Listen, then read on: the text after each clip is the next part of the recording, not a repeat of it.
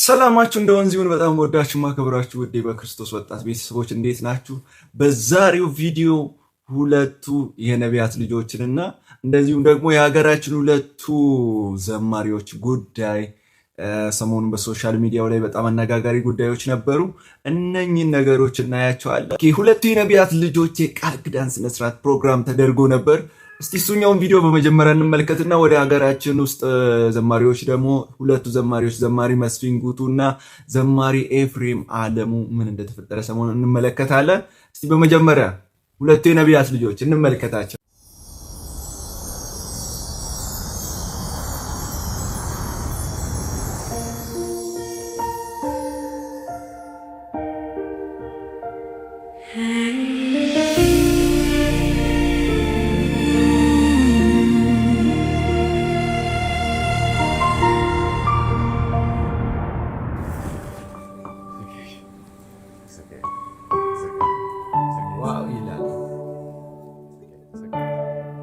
I want you to know, the Bible says, bone of my bone, flesh of my flesh.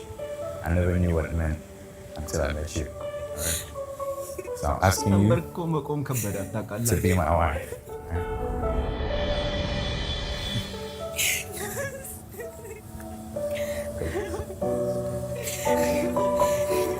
It's okay. All right.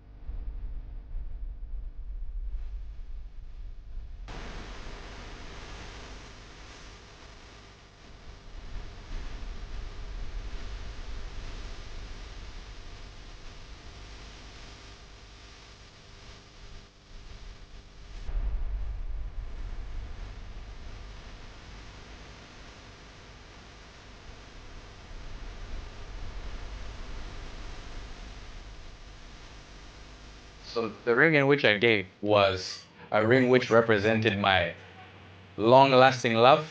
The second ring represents me spoiling Michaela without a reason.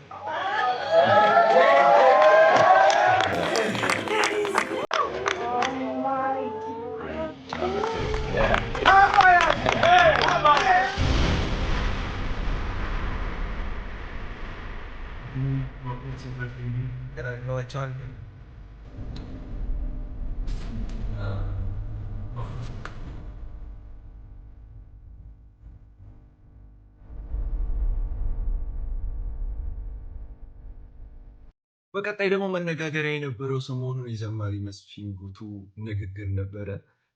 እሱኛው ደግሞ ምን እንደተፈጠረ እስቲ እንመለከተው። በዛ የነበሩት ሰዎች ምን እንዳሉ በቦታው የነበርነው እኛ መልሳለን። ቪዲዮውን ሰምተን እንመለስ። 50 ሺህ 400 ሺህ በቃ አሁን ወደ እግዚአብሔር ቃል ነው ማለት አቤት ይወደኝ የለም በቃ ለዚህ ነው አራሴ ይዞዬ ያለው አይመስልም። ምን ነው ወዳጄ ባንተ መዝሙር እኮ እግዚአብሔር አጽናንቶናል። ባንተ መዝሙር እኮ እንባችንን አብሷል። ባንተ መዝሙር እኮ ወዳጄ ያመስግነናል። ባንተ መዝሙር እኮ እጅግ በጣም ልዩ ነው። እግዚአብሔር የቀባህ፣ እግዚአብሔር የረዳህ፣ እግዚአብሔር ጸጋውን የገለጠብህ፣ አማኞችም ኢአማኞችም ጸጋህን የተካፈሉልህ አንተ ግሩም ሰው ዛሬ ምን ነው ከዛ ከከፍታህ ላይ ቁልቁል ባፍጢም ልትተከል ስትንደረደር ልብ ያየችህ? ምን ነው ወዳጄ ቆም ብትል ንግግርስ ባትችል ዝም ብትል ምን አለ ጸጥስ ብትል ምን አለ እግዚአብሔር በሰጠህ በዝማሬ ጸጋህ ብቻ በምኩራቡ ላይ ብትቆም? ምን ነው ወዳጄ ምን ነካ? እንወድሃለን ወደ እልፍኝህ ግባ፣ ጸልይ፣ የእግዚአብሔርንም ፊት ፈልግ። መልካም ቀን። እንዳያችሁት ነው ጉዳዩ እንደዚህ ነበር። በምዕራብ ጉጂ ዞን በቡሌ ሆራ ከተማ የምንወደው የምናከብረው ዘማሪ ዳዊት ሆኖ የካሰት ምርቃት ፕሮግራም ነበር። በዚህ ካሰት የመዝሙር ካሰት ምርቃት ፕሮግራም ላይ ያልመጣ ያልተሳተፈ ያልታደመ ሰው አልነበረ። ሁሉም ሰው መጥቷል። በዚሁ መካከል ወንድማችን ዘማሪ መስፍን ጉቱም ይገኝበታል። ስለዚህ ጉዳዩ እንደዚህ ነበር። የካሰት ምርቃት ፕሮግራም ላይ ሁሉም ሰው ያለውን ይሰጣል። ሁሉም ሰው የሚችለውን ሰጥቶ ካሰቱን ይመርቃል። ምን ይሆናል? በመካከል አንድ የምንወደው የምናከብረው ሰው ይነሳና ታላቅ አገልጋይ እግዚአብሔር ሰው ይነሳና ሁሉም ሰው ያለውን ይሰጣል፣ የሚችለውን ይሰጣል። ገንዘብ ለመስጠት ካሰብኩ አነሰብኝ፣ ቃልን ከገባው ከአቅሜ በላይ ይሆንብኛል። ስለዚህ ያለኝ ሊሰጥ የሚችለው ይህ ነው ብሎ የትዳር ቀለበት ከእጁ አውልቆ ይሰጣል። ለማን? ለዘማሪ ዳዊት ኖሮ። ህዝቡ በጣም ተነካ። ሁሉም ሰው አለቀሰ። ያለቀስንበት ምክንያት ቀለበቱን መስጠት ሳይሆን የቀለበቱ ታሪክ ሲነግረን ነው። ስለዚህ ምን ተደረገ? ይሄ ቀለበት ተገዝቶ ይመለስ ተባለ። ለማን? ለአገልጋዩ። ስለዚህ ሁሉም ሰው የሚችለውን አደረገ፣ ተረባረበበት። መጨረሻ ላይ ምን ይሆናል? ለምሳሌ ነው የምልህ 100 ሺህ ከሆነ የታቀደ 50 ሺህ ብር አነሰ። ስለዚህ የምንወደው የምናከብረው እግዚአብሔር ለትውልድ በረከት አድርጎ የሰጠው ዘማሪ መስፍን ጉቱ ይነሳና የሚወደኝ ሰው ካለ እቺ የቀረችውን የሚሞላ ብሎ ጠየቀ። ስለዚህ ከህዝቡ መካከል አንድ ወንድም ሮጦ መጣ። ጉዳዩ እንደዚህ ነው እንጂ እናንተ እንዳሰባችሁት እንዳያችሁት አይደለም። ከረጅም ቪዲዮ ተቆርጦ ስለወጣ ስለዚህ ቪዲዮ ዛሬ መልስ ለመስጠት ተገድጄ ወደዚህ መጥቻለሁ። ጉዳዩ እንደዚህ ነበረ እንጂ ለራሱ አስቦ ወይ ደግሞ ለሆነ ጉዳይ ወይ ለሆነ እንደ ዘመን አይነት ነገር አድርጎ አይደለም። ዘማሪ መስፍን ጉቱ በቦታው ልክ ነበር። እኛ በቦታው የነበርነው ይህንን አይተናል። ዘመናችሁ ይባረክ። ወዳችኋለሁ። የነን ቪዲዮ ጥያቄ ለሆነባቸው ሰዎች ሁሉ ሼር፣ ኮፒ ሊንክ እያደረጋችሁ እንድታደርሱልኝ ይለዋለሁ። ዘመናችሁ ይባረክ። ወዳችኋለሁ። ሻሎም። እንግዲህ የነበረው እውነታ ይሄ እንደሆነ ተገልጿል ማለት ነው። ግን አንዳንድ ሰው ደግሞ ጉዳዩን በደንብ ሳያጣሩት የሚቸኩሉ ለማውራት እና ለማናገር ጄጅ ለማድረግ የሚቸኩሉ ሰዎች አሉ። በአጭሩ ይሄኛው ነው ማለት ነው የነበረው እቅድና ዓላማ ይሄን ይመስላል። በቀጣይ ደግሞ የዘማሪ ኤፍሬም ከሐዋርያት ጋር ላይቭ ላይ ሲደረግ የነበረውን ውይይት አስመልክቶ እሱም አንዳንድ ነገሮች ነበሩት። እሱንም ወንድማችን በዚህ አይነት መልኩ ያብራራዋል። እስቲ እሱንም ደግሞ እንመልከት። እስቲ ወንድማችን ኤፍሬም አለሙ ከሐዋርያትነት ጋር ያደረገውን የሐሳብ ልውውጥ እንስማና ግሪኩ ምን እንደሚል በደንብ ነግራችኋለሁ። ይሄንን ቪዲዮ ኮፒ ሊንክ እና ሪፖስት ማድረጋችሁን እንዳትረሱ።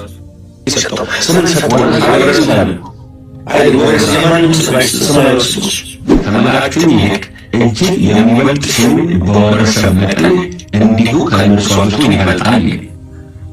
ከዚህ ጋር የተወረሰ ማን ነው? ከዛ ግራ ሲጋባ እዚህ ጋር ታገኙታላችሁ ወንድማችን ኤፒ ማለት ነው። አሁን ትልቁ ሐሳባቸው ምንድነው? የተወረሰ ስም አለ የለም ይላሉ። ከዛ አለ ካላቸው አውራሹ ማን ነው? አብ ነው። ስለዚህ የወረሰው የማንን ነው? የአብን ነው ማለት ነው። ይሄ ነው ሐሳባቸው። ነገር ግን ግሪኩ የሚለው እንደዛ ነው ወይ ሲባል አይ ግሪኩ የሚለው እንደዛ አይደለም። ግሪኩ የሚለው ምንድነው? ኢቴኬን ክሌሬኔሞን የሚል ቃል ይጠቀማል። ኦኬ ኢቴኬን ማለት ምን ማለት ነው? ኢቴኬን የሚለው ቃል መሾም፣ መመደብ፣ ማስቀመጥ ማለት ነው።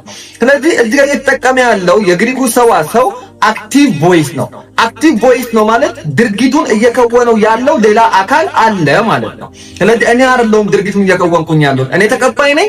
ድርጊቱን ግን እየከወነ ያለው ሌላ አካል እንዳለ ነው እዚህ ጋር የሚያሳየው ማለት ነው። ሌላኛው የሚጠቀመው ክሌሬኔሞን የሚለው ነው። ክሌሬኔሞን የሚለው የግሪክ ቃል ማውረስ ማለት ነው፣ ወይ መውረስ ማለት ነው። በጥንት ጊዜ ዕብራውያን በተጻፈበት ጊዜ አንድ ልጅ ሲወርስ የአባቱን ንብረት ብቻ አይደለም የሚወርሰው፣ ስልጣን፣ የማስተዳደር አቅም ሁሉ ይወርሳል ማለት ነው።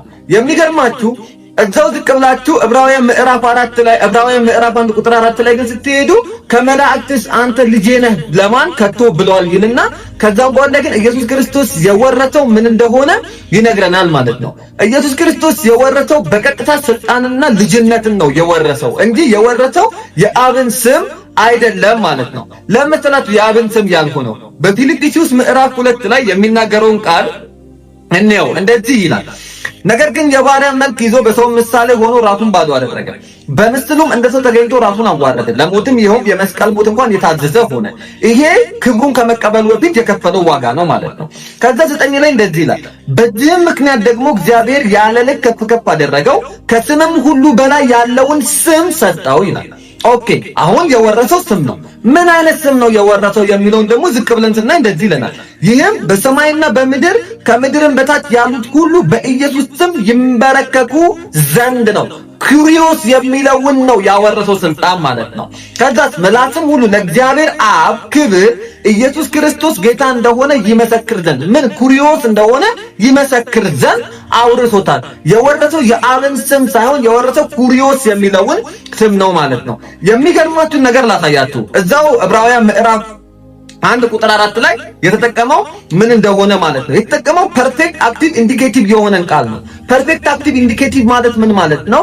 የወረሰው በሰውነቱ ብቻ ሳይሆን ከሰውነቱም ከሄደ በኋላ ማለትም በአባቱ ቀኝም ከተቀመጠ በኋላ የቀጠለ ነው። ስቲል አክቲቭ ነው የወረሰው ውርስ ማለት ነው። ስለዚህ አሁን እናንተ እንደምትሉት የአብን ስም ከሆነ የወረሰው ስለዚህ ከዚህ ሲሄድ ያበቃል ማለት ነው።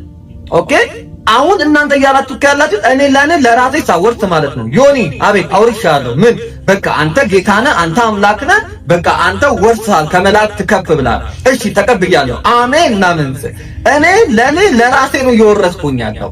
ይሄ ደግሞ በፍጹም የማይሆን። የዛሬው ቪዲዮዎቻችን ይሄንን ይመስሉ ነበር። በቀጣይ ቪዲዮ እንገናኛለን። እስከዛ ባላችሁበት ቦታ የጌታ ሰላምና ጸጋ ይብዛላችሁ። ሻሎም